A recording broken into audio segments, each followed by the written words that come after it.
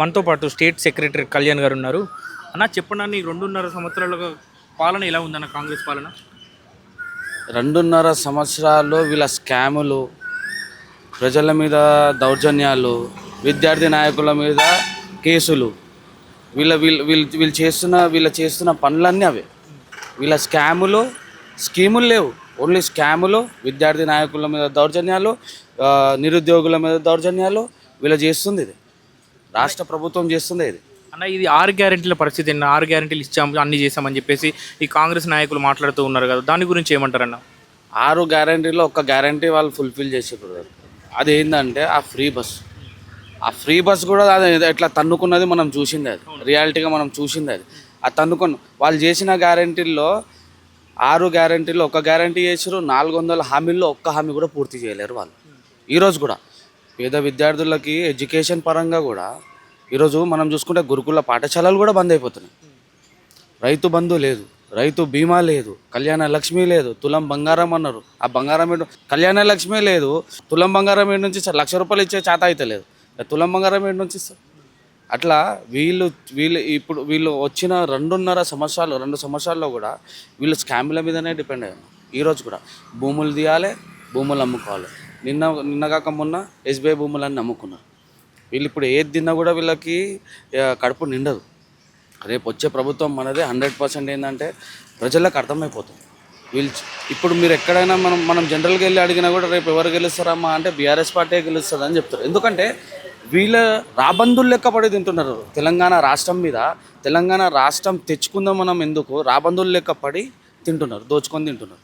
అంతే వీళ్ళది.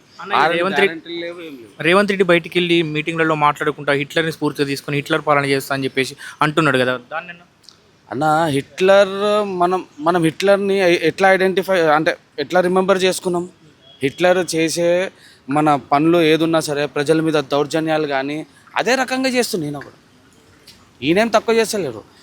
ఆ భూములు కబ్జా చేస్తాడు, దాని మీద పోలీసు వాళ్ళని పంపిస్తాడు. ఇటు విద్యార్థుల నాయకులు ధర్నాలు చేస్తే స్కూల్ పాఠశాలలు ఎందుకు తీస్తున్నావు అని అడిగితే గురుకుల పాఠశాలలు ఎందుకు తీస్తున్నావు అని చెప్తే కేసులు. మొన్ననే రీసెంట్గా బ్రేక్ఫాస్ట్ అని స్టార్ట్ చేసిండు. ఆ బ్రేక్ఫాస్ట్ అని 2 రోజులు పెట్టిండు, దాన్ని తీసేసిండు. మళ్ళీ దాని తర్వాత మన ఫీజు రియంబర్స్మెంట్ అసలు లేనే లేదు. ఫుడ్ పాయిజన్ అయితే చెప్పలేనంత మంది విద్యార్థులు ఈ రోజు వరకు కూడా నాకు తెలిసి మా అంచనా ప్రకారం, మాకు తెలిసిన అంచనా ప్రకారం 60 to 70 పిల్లలు, 60 నుంచి 70 మంది పిల్లలు ఇప్పుడు చనిపోయిన ఉన్నారు ఫుడ్ పాయిజన్ వల్ల. అంటే నాణ్యత లేని ఫుడ్ పిల్లలకి. పిల్లలు రేపు పొద్దున భవిష్యత్తు మనకి. వాళ్ళకి ఎంత మంచి ఎడ్యుకేషన్ నుంచి ఎంత మంచి ఫుడ్ ఇస్తే మన భవిష్యత్తు అంత బాగుంటుంది, మన తెలంగాణ అంత బాగుంటుంది. దాన్ని వీళ్ళు దృష్టిలో పెట్టుకోక వీళ్ళు ఎంతసేపు దోచుకున్నాడు, కాంట్రాక్టులు చేయడు, రియల్ ఎస్టేట్ చేయడు, వీళ్ళ పనే అది ఉంది. ఈరోజు మన రాష్ట్రంలో జరుగుతున్న స్కాములన్నిటికీ మన ప్రభుత్వమే కారణం.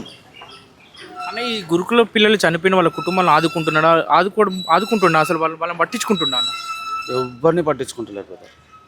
వాళ్ళు ఇప్పుడు కేసీఆర్ గారు ఉన్నప్పుడు గురుకుల పాఠశాలలో కలకలకల వెలుగుతుంది.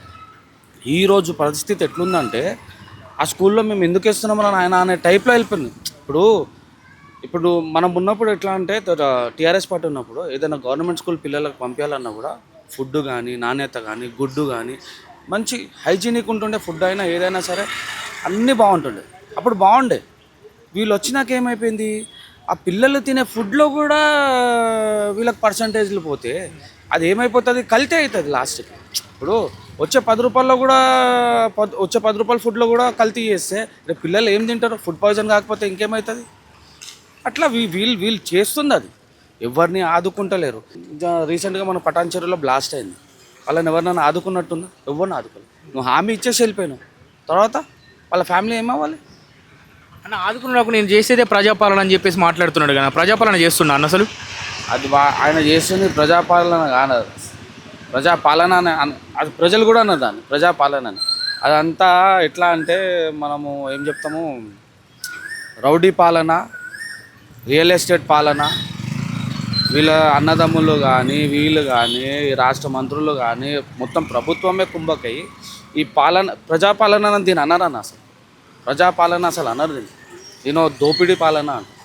దోచుకోవడం ఒకటే ఉంది వీళ్ళ రాజ్యంలో, ఇంకోటి ఏది లేదు వీళ్ళకి.